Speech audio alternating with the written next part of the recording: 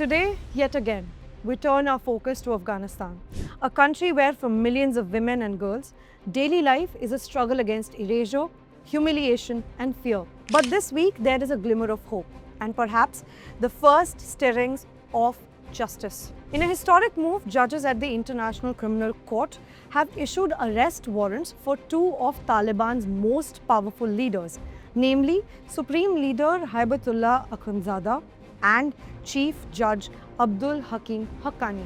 The charges? Crimes against humanity, with the court citing the Taliban's systematic restriction on women and girls as central evidence. For Afghan women, these warrants are more than just legal papers. They are a rare acknowledgement from the world that their suffering matters and that those responsible may one day be held to account. Let's take a closer look at what led to this unprecedented decision. Since the Taliban's return to power in August 2021, Afghanistan has become the epicenter of what the United Nations calls the world's worst women's rights crisis. The Taliban's campaign against women is not just repressive, it is methodical, relentless, and at times almost surreal in its cruelty.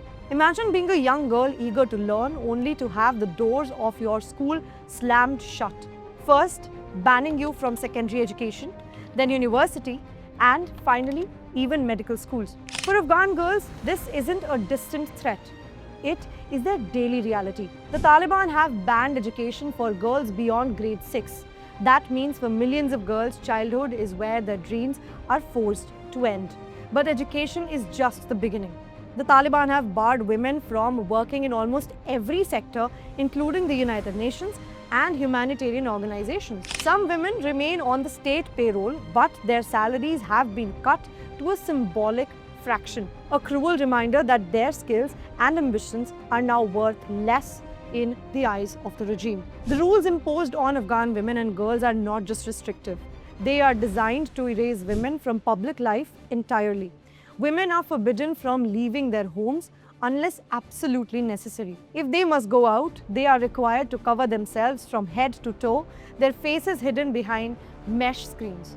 The Taliban say the idea is for women to remain unseen. Women are banned from traveling more than 45 miles without a male guardian. They cannot use public transport alone, nor can they enter restaurants, gyms, parks, or even beauty salons. The sound of a woman's footsteps in high heels is considered a threat to public morality. Windows at street level must be painted or covered so that no one can take a glimpse at a woman's silhouette. Women are even banned from appearing on balconies, and any public places with women in its name has been renamed. The Taliban's war on women extends into the most intimate corners of life. Pharmacies have been ordered to remove contraceptives and midwives threatened because family planning, the Taliban claim, is a Western plot. Women cannot visit health centers without a male chaperone. In some areas, women have been banned from washing laundry at river banks, and if caught, they are brought into custody and punished by a male guardian. Enforcement is brutal. Morality police patrol the streets, empowered to detain and punish women for the smallest of perceived infractions. Public protests are banned, and those who dare to speak out are met with violence, imprisonment, or even worse. 94% of all women's protests are now forced indoors, away from the eyes of the world. The Taliban have reinstated punishments like flogging and even death by stoning for women accused of adultery. Women's voices are banned from radio, television, and public gatherings. They are forbidden from looking at men they are not related to, and vice versa. It is difficult as a journalist and as a woman to not feel a sense of outrage and profound sadness. The Taliban's actions have pushed countless Afghan families into poverty, robbed a generation of girls of their futures, and created what many human rights groups are now calling gender apartheid. The impact of these policies is devastating. With women barred from work and education, entire families have lost their main breadwinners. The economy has suffered, humanitarian aid has been hampered, and mental health crisis has soared. Afghan women, once teachers, doctors, journalists, and artists, now find themselves prisoners in their own homes, stripped of agency, dignity, and even hope. But Afghan women have not been silent.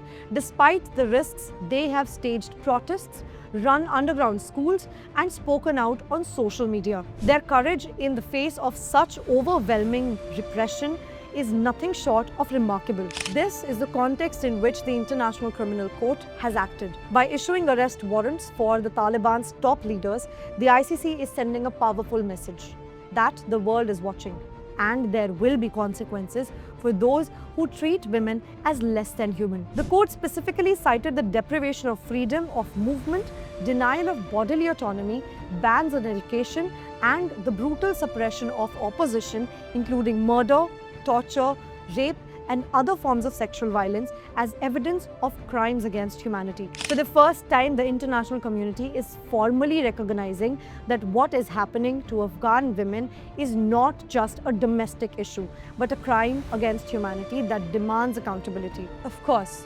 justice is still a long way off. The ICC's warrants are only as powerful as the world's willingness to enforce them. The Taliban leaders are unlikely to face trial anytime soon. Today, as we report on this historic legal action, let's not forget the faces behind the headlines.